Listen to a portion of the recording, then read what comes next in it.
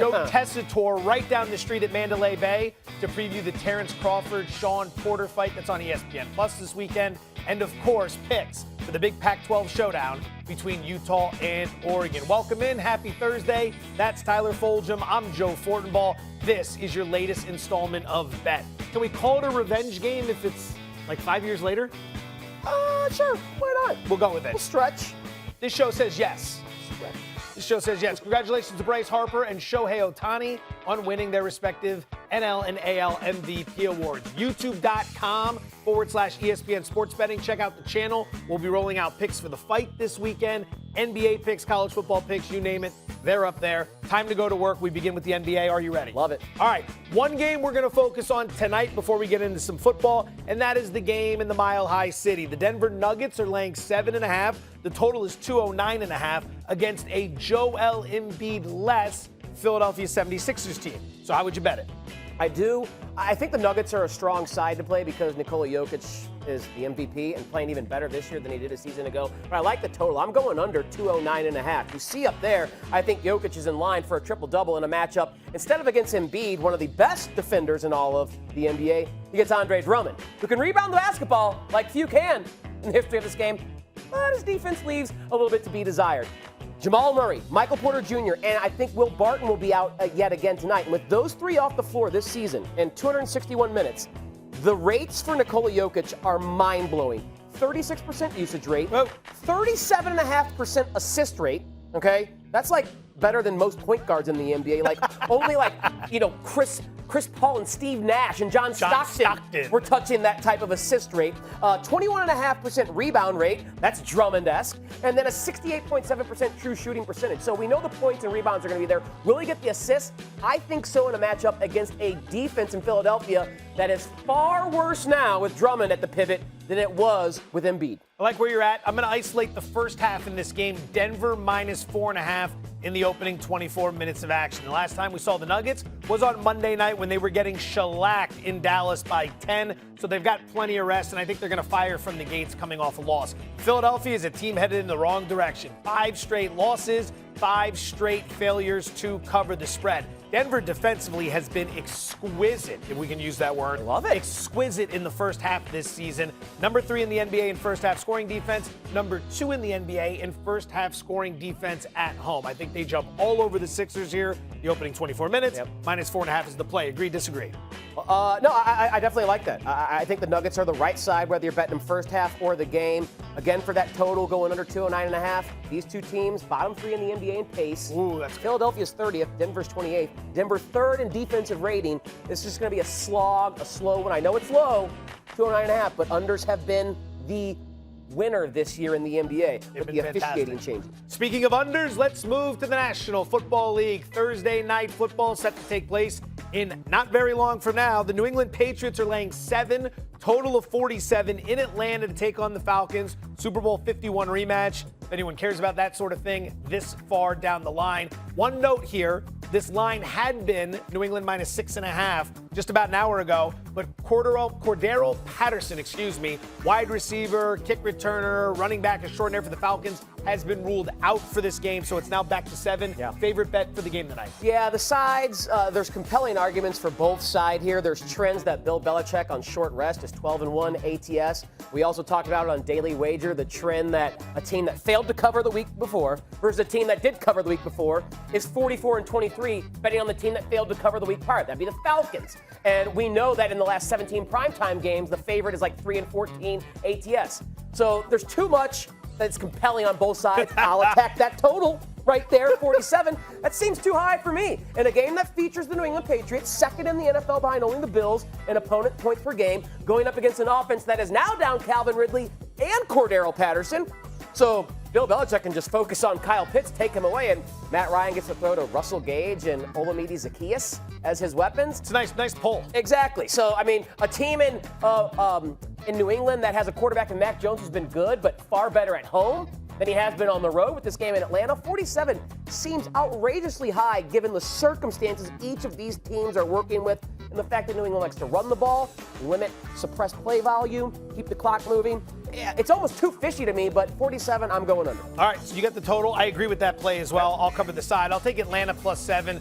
small wager here. We're not going to do anything crazy. Thursday night game, wonky things can happen. Tyler just mentioned the home road splits for Mac Jones. Interesting to bring that up because this is a road game. At home this season, completing 70% of his passes with 11 touchdowns and 5 interceptions. He goes on the road, completions drop to 66%, only 2 TDs and 2 INTs. 6 home games, 4 road games. You would expect less, but that is a significant drop-off. 2 touchdown passes in 4 road games. Keep that in mind. This game actually opened on the look-ahead line with New England as a 4-point favorite, and now it's up as high as 7.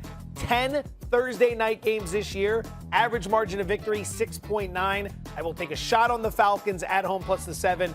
Don't go nuts on this bet. Wouldn't be surprised if New England came out and rolled at all, but I do like all those points in my pocket. Let's keep it moving. Speaking of pockets, I don't know what that means. Speaking of pockets, and then I hold up envelopes. An envelope is a pocket of sorts. Bit of an awkward transition, but thank you for bailing me out there. Pocket of sorts. This is what we like to call blind bet. For tonight's game, we do this each and every Thursday. There is a prop bet contained in each of these envelopes.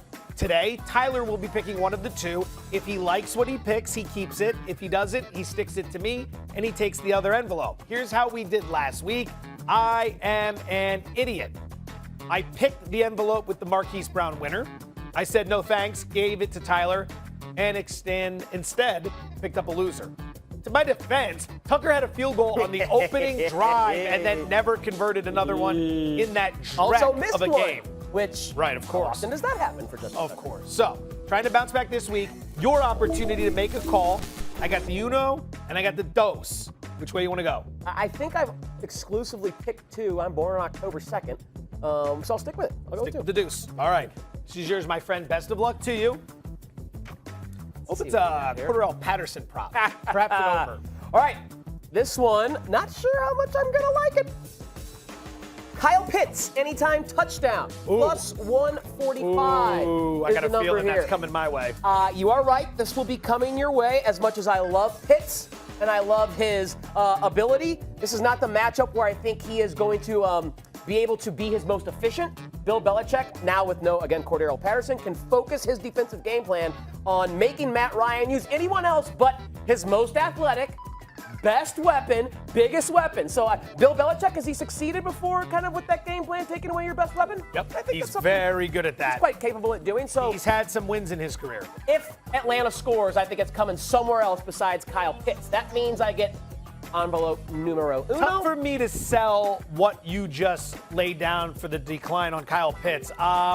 Maybe with a total of 47, we see a higher scoring game. And maybe if New England gets up big in this game, which would hurt my Atlanta plus 7, Matt Ryan's throwing the ball all over the lot, and I get a garbage time TD. So we're holding out hope for a garbage time touchdown here. What'd you get? I like the trade I made, the blind bet trade I made, because I would bet this. I would not bet the Kyle Pitts, but I would bet Mac Jones to throw an interception at plus 130. I like the return on investment there, plus 130. I think that's decent value, again, for a quarterback. You pointed out, Joe, much better, more efficient at home than he is on the road. Now, he's not a gunslinger, so to speak, like a Matt Stafford, a Brett Favre, someone like that who's going to try and throw.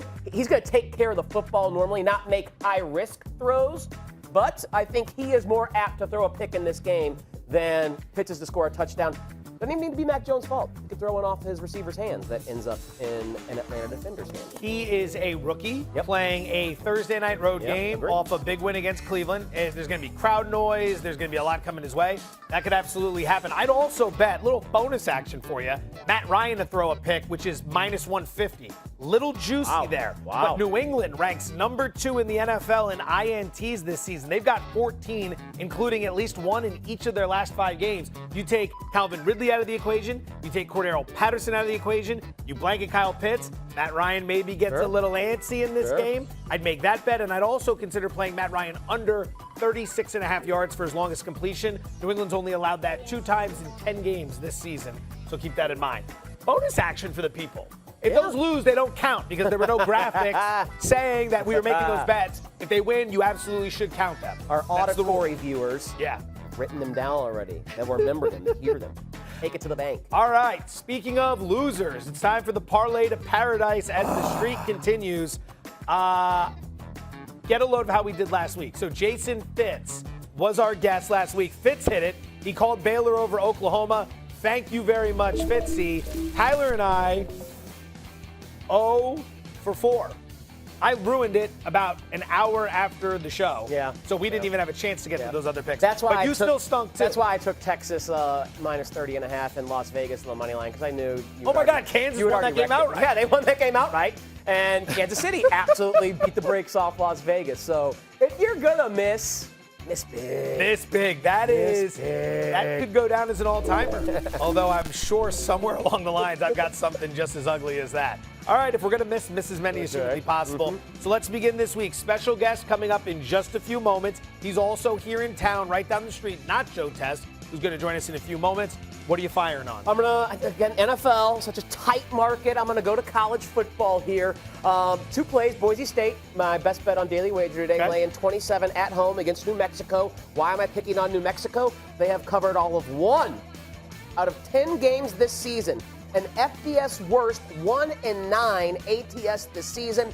I believe there's a common opponent that the two have. Well, there's a few in the Mountain West Conference. I can't recall who it was off the top of my head, but Boise State beat them 41-14, and New Mexico lost to them at home. So I'll go look, maybe Fresno State. I'll go look at that again. Let me tell you something about New Mexico. I'd rather bet on Mexico's college football team, and they don't even have one, than to bet on New Mexico. There you go. go. How bad they are. And you saw the other one there, UTSA. The Roadrunner. The undefeated Meet. UTSA Roadrunners. A difficult matchup against UAB. Obviously a good football program they got in Alabama, Birmingham. But just laying 4.5 for a team that is not only 10-0 straight up, but an FBS best 8-2 ATS this season. They're at home as well for this matchup. It's going to be a big one in that Conference USA. So I think they're keen on trying to stay undefeated and get the best bowl possible. So I like them under a touchdown for a team that's 10-0 and 8-2 ATS. I'm with you. I am off the National Football League. I'm going to the college card exclusively as well. Let's start with Wyoming. The Pokes catching 6 against Utah State. This is about styles making fights. Look at Utah State. They're 8-2 this year. They've won 5 straight. They opened as a 7-point favorite. They're facing a team that's lost 5 of 6.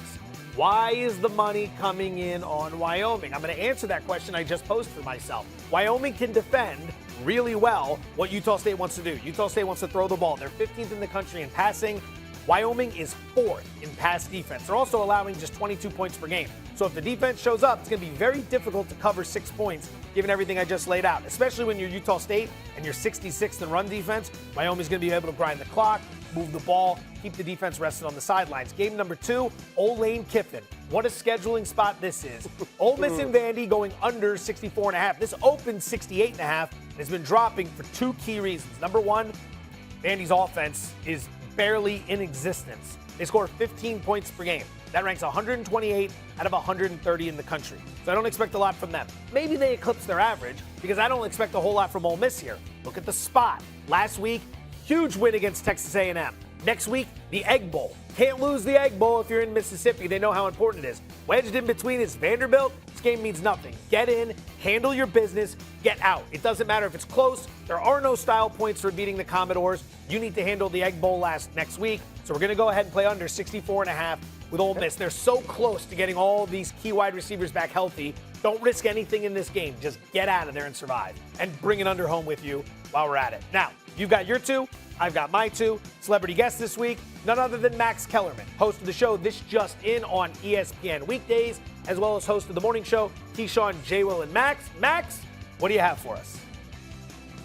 Hey, guys, my pick for the parlay here from the Mandalay Bay is Terence Bud Crawford on points over Showtime Shawn Porter.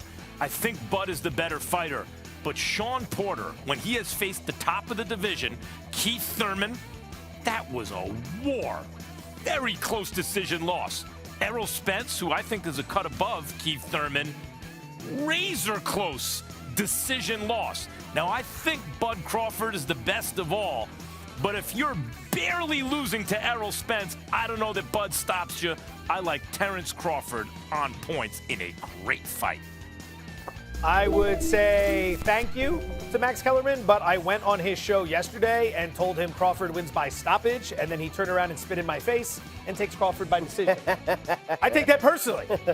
I'm just kidding. Thank you, Max. That's an outstanding analysis. Here we go. 4 college plays and a fight. Everything takes place on Saturday exclusively. So we'll know by Sunday's show on Bet. All right, Saturday night, right here in Las Vegas at the Mandalay Bay Event Center. The strap is on the line in a welterweight showdown between the undefeated Terence "Bud" Crawford and Showtime's Shawn Porter. Prelims on ESPN2 and ESPN Plus beginning at 7 p.m. Eastern. The main event on ESPN Plus beginning at 9 p.m. Eastern. And the man who is on the call, none other than the legend himself, Joe Tessitore. Tess, we appreciate the time. Let's jump right into it. How you doing? Are you guys coming to the fight on Saturday night? Are you coming to the fight? You will see me Saturday night. Yes, you will see me Saturday night. You're coming to the fight Saturday night. Globbing on to that Louis Vuitton phone case that you so brilliantly flashed on Daily Wager. We loved it. You mock my phone case. This is how you know you're 50 with kids in college. When you have the case like this and you put your credit cards and that's how you know right there. That's how you know somebody's age. Okay, then you know they're a crazy Italian who likes shopping in Europe when it's the LV. Okay. All right. We move on. So I'm glad you're coming. It's great. Yep, Saturday night, baby. Wouldn't miss it for the world. Let's start with this. Bob Arum has said that this fight between Crawford and Porter will be Crawford's chance to fight and, quote, A-level welterweight, finally stepping up to face the big boys. This is Crawford's 5th title defense. Do you consider this the best of the 5 title defenses?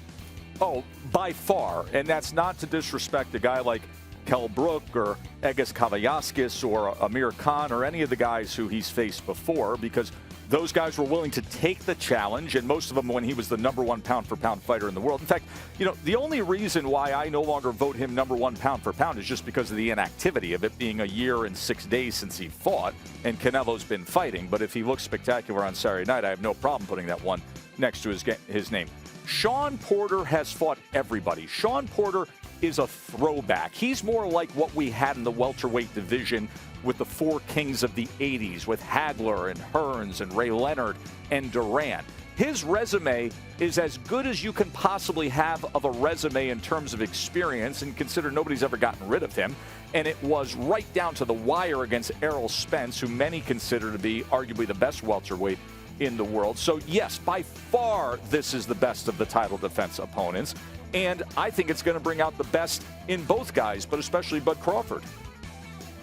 Tess, you mentioned that this is perhaps the best or most important fight of Crawford's career. He is an overwhelming favorite, 7-1, yes. Or minus 700 on the money line here. We just heard Max Kellerman, fellow boxing junkie like you, come on here for our Parlay to Paradise and say he likes Bud Crawford to win by decision. That's minus 120. We had you earlier today on Daily Wager as well. Perhaps there's a way to attack Crawford winning in a different regard. Bottom line, how are you thinking is the most profitable way to look at this fight? Well, I don't play. I sit back and I broadcast. I've never played. But if somebody who was educated and prepared and researched and spent their life ringside was to play, I could see them being very, very attracted to a late round stoppage by Bud Crawford. I think that's where the price gets both attractive and the reasoning is very logical. I think you make a very cogent argument that you're going to have Shawn Porter going about this in a way where he's going to have to take risk. And by taking risk against a guy who very much welcomes that and understanding that he wants to make a statement that, hey, Shawn Porter was a split decision loss to Errol Spence. Let me show you what I can do. I would be very attractive to that plus 700 range on the prop bets of the grouped rounds there, or even taking the individual rounds. Perhaps playing the 10th or 11th round at a very, very juicy price would be very attractive to that type of person who does their research. So I would go with a prop play of a late round KO or TKO by Terence "Bud" Crawford. Extraordinarily well said. Final question for you. Shawn Porter's a very aggressive fighter. He's got a very strong chin. Yeah. He's willing to take a shot in order to land a shot. For those out there who want to bet Shawn Porter in this fight, how would you see his method to victory? By stoppage or more likely to get it done on the cards? I had a very long visit with Shawn and his dad, Kenny, who's his trainer today. Shawn Porter's all-time favorite fighter. It's not close. The guy who, when you sit there and say, you're putting in the old VHS tapes, you're watching YouTube, is Marvelous Marvin Hagler, who obviously we lost in the course of the past year. Knowing that, I think the best thought there would be the ultimate reflection of April 15th, 1985, of the all-out bull rush, of let's try to hit the jackpot the way that Hagler-Hearns was fought. So I think anything can happen if you just swing for the fences, right? It is a fight. Anything can happen. So a Porter coming out in a way where he bull rushes a guy who's been off for a year and 6 days, you're buying that lottery ticket. Porter also knows that if that doesn't happen, he has to be focused and he has to be working every single second of the fight. That means volume punching. That means no defensive flaws. You almost have to have the no-hitter, but you still have to be aggressive because you can't let off the gas pedal. I have a feeling that at the end of Saturday night, we are going to be talking about a wildly entertaining fight. I think Porter's going to leave it all out there. I think Porter's going to channel Marvelous Marvin Hagler. Doesn't mean that I would be picking Porter, but I think we're going to have that kind of a fight Saturday night. Prelims on ESPN2 and ESPN Plus beginning at 7 p.m. Eastern. Main event starts ESPN Plus 9 p.m. Eastern. Joe Tessitore on the call. ESPN Plus is the place to go. Thanks, Tess. We always appreciate the time. Enjoy your stay here in Las Vegas. This was very enjoyable. I believe this was my bet debut, so thank you for including me. I really appreciate that. We will see you ringside Saturday night. Absolutely, my man. Thank you so much once again. For a guy who doesn't wager, he sure knows a lot of the terminology. You know, very polished. He's just saying, you know, for someone who spent a lot of time ringside and does his research, if he was to go to the window, that's where that experience would guide him. The man is a walking encyclopedia when it comes to boxing knowledge. Let's pick it ourselves. So Crawford is a huge favorite here, minus 700. Porter is plus 500 on the comeback. What do you like Saturday night? Who am I to eschew the wonderful experience and advice from Joe Tessitore? I will jump right on what he just said there. Round bunch, 10 through 12. Crawford ends this with a TKO, a KO, or a DQ. So ending the fight, Bud Crawford, the favorite, at the end of the round, at the end of the fight, 10 through 12 at plus 700. I think it's like plus 1,800 if you want to isolate, or plus 1,600 if you want to isolate the 10th or the 11th round, which I think is also worth a little sprinkle there. My other boxing guru that I talked to said something similar. Is like, I think the value is in Crawford ending this late in the fight because Porter will be able to extend it, but he may leave himself open, as you said on Daily Wager, to Crawford, who is incentivized to knock him down and knock him out, which you, if any, have done against Porter. Follow-up question. You've used this word twice now today, and I need to figure out if I've been saying it wrong or if you're saying it wrong. Is it eschew or eschew? There is, I believe, two proper pronunciations of eschew, E-S. Classic American English. And eschew. So two ways to say. So we're both right. My mom, I'm certain right now, who's watching, who she's gonna get it. You know, abides by the Webster's Merriam, will be sending me some kind of text message about how to properly pronounce it if I was right or wrong. I'll make sure to let you know if she's yelling at me for being grammatically correct or not. I am going to take Crawford to win this fight by stoppage. KO, TKO, or DQ. It's plus 150. It was plus 160 yesterday, so it's coming down a little bit. Bottom line, Porter's a very aggressive fighter like we just talked about. Willing to take a shot in order to give a shot. I see Crawford feeling him out early, and then as the fight goes on, stacking up points on the cards. Porter's going to realize late he's going to need a knockout for the win, and he's going to go all out. Porter's not trying to protect a perfect record or anything like that. He's going to go for the knockout, and I think Crawford's got this big chip on his shoulder. He's tired of everybody ducking him. And if Errol Spence beat Porter by a razor-thin margin, Crawford's going to have to send the message because that's who he's always measured against. Like Mayweather and Pacquiao, it's Crawford and Spence. You got to send the message. I think he does that Saturday night. Plus 150 by stoppage. Nothing like making that wager, by the way, and then going to see the fight in person and sitting there sweating profusely in a nice, cool building as people around you look at you wondering why you're standing while everyone else is sitting. That's a story for another day. Let's talk some college football. 3 big picks for this weekend, beginning with the Big Ten. By the way, I have confirmed via Merriam-Webster dictionary, both pronunciations are satisfactory. Eschew and eschew. Look at us, we're geniuses. Geniuses. All right, Ohio State, Saturday, noon Eastern on ABC, laying a big number, 19, total of 68.5 against Michigan State. Sparty got that one loss on the resume. Do you like him here? Do you like the total? What's it going to be? Yeah, I'll take Michigan State plus 19. They're obviously a good team. This is a big number. I know Ohio State has been really, really good. As of late, C.J. Stroud and that offense have really started to kind of find their footing. So I don't love this, but 19 is very big. Even though the game is at Ohio State, this is the 7th best team in the country, Michigan State. If Kenneth Walker can have another Heisman-type performance, I'm not saying Michigan State is going to win this, but if he can have, 150 rushing yards and help keep the ball out of the hands of C.J. Stroud and Ohio State's offense, I like the opportunity of them keeping this within 3 touchdowns. That's what he's got to do. I don't necessarily see that happening. I'll play the total. I'm going to go over 68.5. It opens 72.5, so I'm going against the move. I don't see how Michigan State's going to get stops in this game. Ohio State ranks number 1 in scoring at 46 points per game. They're also 6th in the country in passing.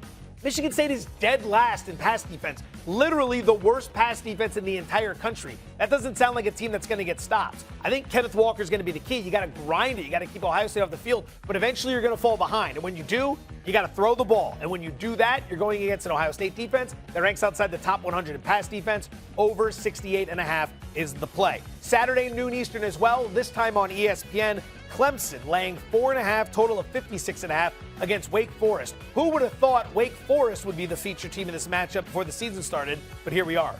Yeah, this one's a little obviously fishy to me. Clemson has been bad all season long. I know they're at home. I know they're more talented than Wake Forest, but Wake is the number 10 team in the country. I'll put the 4.5 points in my pocket with Wake Forest.